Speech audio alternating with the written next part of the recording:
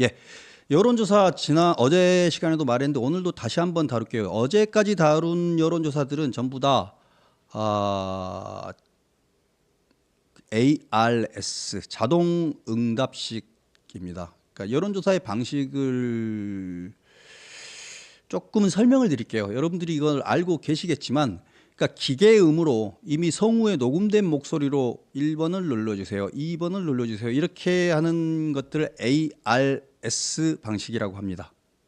ARS 방식. 그런데 그거 말고 사람이 직접, 면접원이 직접 아이고 선생님 안녕하세요 하고 직접 사람이 직접 한 명 한 명 전화를 하는 거를 갖다가 전화 면접 방식이라고 합니다.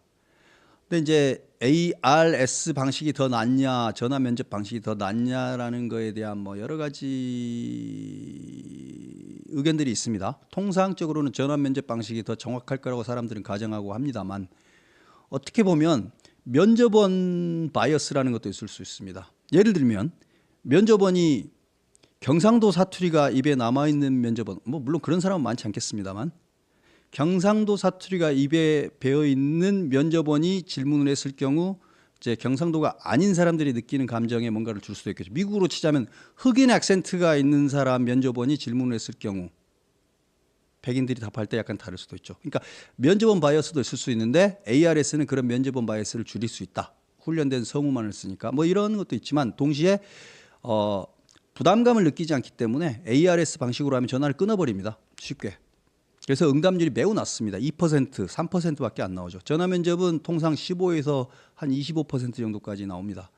일단은 근데 그래서 저도 사실은 ARS 방식보다는 전화 면접 방식 중심으로 보려고 합니다. 근데 오늘 MBS 전화 면접 방식 MBS 여론조사 결과가 발표가 된 겁니다. 멸공 부사님, ARS가 더 공정하다고 주장하는 사람들이 있는데요. 대부분의 여론조사와 관계해서 사고가 나는 건 대부분 ARS였던 것 같습니다. 사고라는 게 이제 논란이 됐던 것들이죠. 전화 면접이 훨씬 비쌉니다. 금액으로 치면 아마 3배, 4배가 더 들어갈 겁니다. 인건비가 들어갈 테니까요. 근데 아무튼 중요한 건 그게 아니고, MBS 전화 면접, 지금까지 윤석열 대통령이 올라갔고 여야의 지지도가 딱 붙어 있다라는 건 지금까지 한 일주일간 나온 여론조사는 대부분 ARS 방식이었는데, 오늘 나온 조사 결과는 MBS 조사 결과 방식은 전화 면접 방식이었습니다. 그 전화 면접 방식에서도 이런 결과가 나왔다는 게 되게 놀라운 겁니다. 전화 면접 방식에서 어떻게 나왔느냐? 정당 지지도가 민주당 36, 국민의힘 32, 4%면요. 제가 말씀드렸죠. 1000샘플의 표본 오차가 95% 신뢰 수준에서 플러스 마이너스 3.1%포인트입니다. 이걸 우리말로 번역하면 6.2%포인트 내부의 차이는 동률로 보는 겁니다. 통계적인 동률로 보는 겁니다. 즉 전화 면접 여론조사를 한 MBS 전국 지표조사에서 정당 지지도는 민주당과 국민의힘이 동률로 나왔다입니다. 이걸 정확하게 보도하는 태도입니다. 대한민국의 신문기자들은 저렇게, 언론들은 보도 안 하는데 통계를 정확하게 아는 사람들은 통계학적으로 동률의 지지율을 기록했다라고 보는 게 맞습니다. 오차범위 안에 있기 때문에. 민주당과 국민의힘이 오차범위 안에 있는 동률로 나온 여론조사가 ARS가 아니라 전화 면접에서도 최초로 나왔다라는 게 아마 오늘 가장 여론조사와 관계된 큰 뉴스입니다. 자, 그러면 이제 민주당은 고발 못합니다. 전화 면접으로 했는데도 동률이 나왔는데, 양당의 지지도가 실제로 여당의 지지율이 결집했고 높아졌다라는 게 나왔잖아요. 그러니까 그 고발한다던 코프라, 아시아투데이 여론이 절대 튀는 여론이 아니라 그게 현실적인 여론의 반영이라는 게 거듭 심지어 전화 면접 조사 방식을 통해서도 확인이 되고 있습니다. 민주당은 고발 못합니다. 고발해봐야 무용합니다. 변호사비 인지되게 돈만 들어갈 겁니다. 그래서 안 하게 될 겁니다. 그리고 명구스러워서 못합니다. 현실적인 여론이 그렇다는 걸 MBS 조사가 알려준 거죠. 또 하나, MBS 조사에 나온 내용들을 조금 보자고요. 윤석열 대통령 탄핵은 어떻게 돼야 되는가? 물론 윤석열 대통령의 탄핵 심판 결과는 국민 여론으로 알아볼 수 있는 건 아닙니다. 탄핵 심판은 누가 하죠? 헌법재판관들이 합니다. 그럼에도 불구하고 국민 여론이 반영될 수 있다고 했죠. 민심이 가장 큰 영향을 미친다고 했잖아요. 근데 국민의 다수가 62%의 국민이 탄핵이 인용되어야 한다. 즉 파면해야 된다가 62%인 겁니다. 이건 약 2, 3주 전에 나왔던 67% 정도 되는 여론보다는 조금 탄핵 인용이 줄어든 거긴 합니다만 여전히 다수의 국민들이 다수의 응답자가 정확하게 말하면 윤석열 대통령은 탄핵되어야 된다고 보는 사람들이 여전히 다수인 겁니다. 이게 여론조사에서 나오는 팩트입니다. 실제 탄핵된다는 게 아니고 탄핵돼야 된다고 생각하는 국민이 62% 정도 되더라라는 MBS 전화면접 여론조사 결과인 겁니다. 이거는 사실은 사실대로 받아들이시기 바랍니다. 자, 그다음 또 하나. 윤석열 대통령이 탄핵 심판에 제대로 응하고 있는 거냐, 뭐 회피한다거나 뭐 법꾸라지 행태를 보이고 있는 거냐, 뭐 이런 질문을 한 거겠죠. 국민의 65%, 응답자의 65%가 잘 못하고 있다라고 답했습니다. 윤석열 대통령이 탄핵 심판을 회피하고 있다거나 지연하고 있다고 느끼는 국민이 다수인 겁니다. 윤석열 대통령 측은 이 여론을 잘 보셔야 될 겁니다. 이게 결국은 탄핵 심판은 여론전이기 때문에 국민이 어떻게 느끼느냐가 되게 중요하잖아요. 그렇다면 탄핵 심판의 대응을 잘 못하고 있다는 여론이 나왔다는 건 빨간등이 들어오는 겁니다. 그래서 저런 오해를 받지 않도록 적극적으로 탄핵 심판에 임해야 할 겁니다. 지연한다라든지 회피하고 있다라는 인상을 주면 안 됩니다. 아니 물론 뭐 이재명 대표처럼 선거법 1심을 2년 2개월을 끄는 뭐 그런 만행은 하지도 않을 거고 하고 싶어도 그렇게는 못 할 건데 아무나 할 수 있는 일 아니죠. 그건 역사적인 겁니다. 그렇지만 이미 국민들은 지연하거나 회피하는 거 아니냐라는 의심을 갖기 시작한 겁니다. 그래서 윤석열 대통령 측은 탄핵 심판에 당당하게 말씀하셨던 대로 임하시는 게 좋은 것 같습니다. 시간을 끈다고 달라지지 않습니다. 사실 뭐 길게 시간을 끈 건 아닌데요. 예, 그렇습니다. 여론이 그렇다는 겁니다. 그 다음에 이제 또 봐야 되는 게 정권 재창출이냐 정권 교체냐를 물어봤습니다. 이건 무슨 말이냐면 국민의힘에서 다시 정권이 나와야 되느냐 야당에서 정권이 나와야 되느냐를 물어본 겁니다. 여기서 교체 여론이 53%입니다. 교체 여론이. 그러니까 국민의힘이 아니라 국민의힘이 아닌 다른 당에서 정권이 나오면 좋겠다라고 생각하는 국민들이 53% 정도 된다라는 겁니다. MBS라는 조사에서 나온 이야기예요. 전화면접 여론조사하기 때문에 약간 무게감이 있습니다. 이렇게 나왔다는 것을 염두에 두시기 바랍니다. 호호호님, 뭐 저렇게 된다는 게 아니고 현재 여론이 그렇다는 겁니다. 대한민국의 여론 지형을 보면 요즘 여론조사를 보면요. 보수, 중도, 진보 저는 이렇게 가르는 게 옳은 건지는 잘 모르겠습니다만 그 보수, 중도, 진보에 대한 조사도 하는데요. 보수층이 숫자가 통상적으로는 제일 많고요.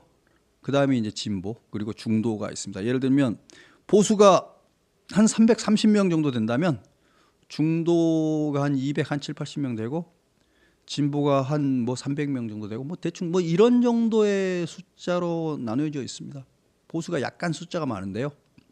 보수, 중도, 진보에 그렇게 갈려져 있는 지형을 감안하더라도 국민의힘에서 대통령이 나오는 게 아니라 국민의힘이 아닌 당에서 대통령이 나오는 게 더 좋겠다라고 생각하는 사람이 과반이 약간 넘는다는 사실은 여론이 현재 그렇다는 것은 염두에 두시기 바랍니다.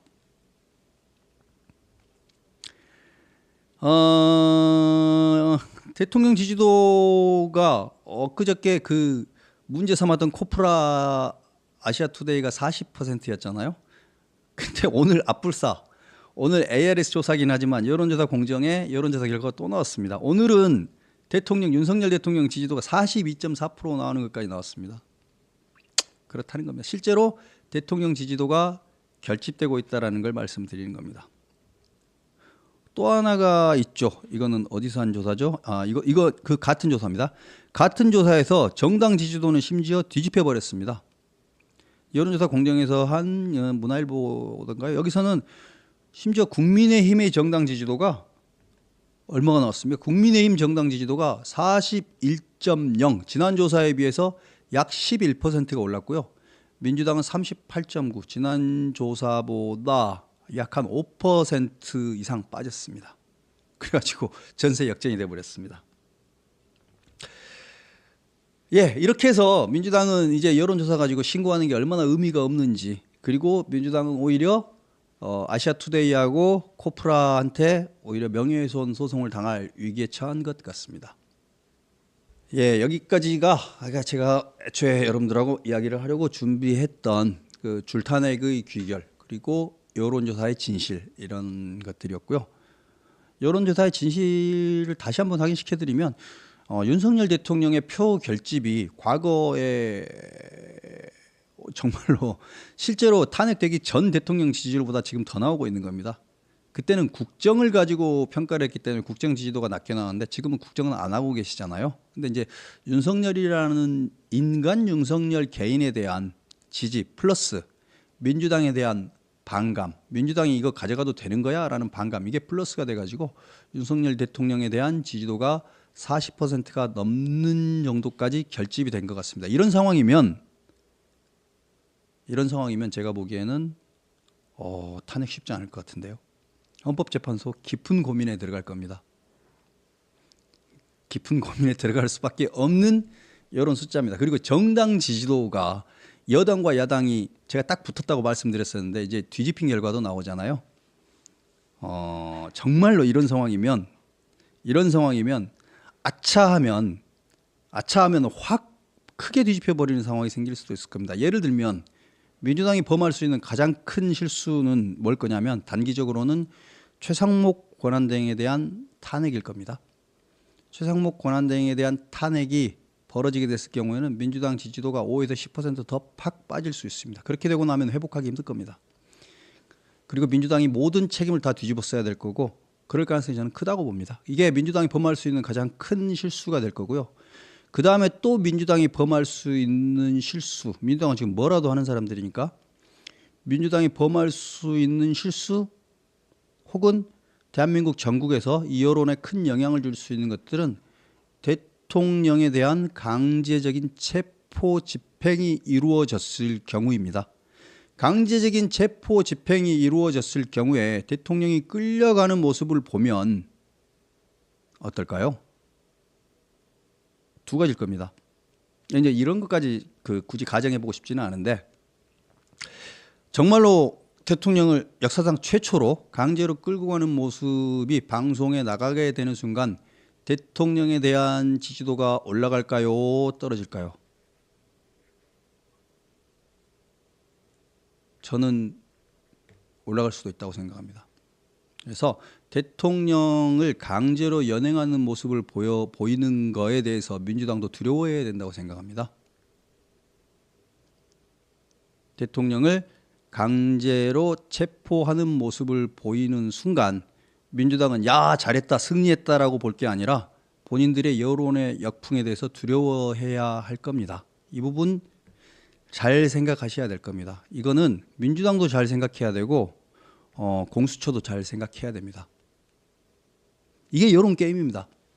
이게 왜 체포 안 해? 왜 체포 안 해? 계속 이렇게 말을 하는데 막상 강제로 체포했을 때 지금 대통령을 체포하는 게 대통령 측에서는 지금 절차적으로 잘못됐다라고 계속 말씀하고 계신 거잖아요. 권한쟁의도 냈죠. 이 상황에서 강제로 체포하는 모습을 보였을 때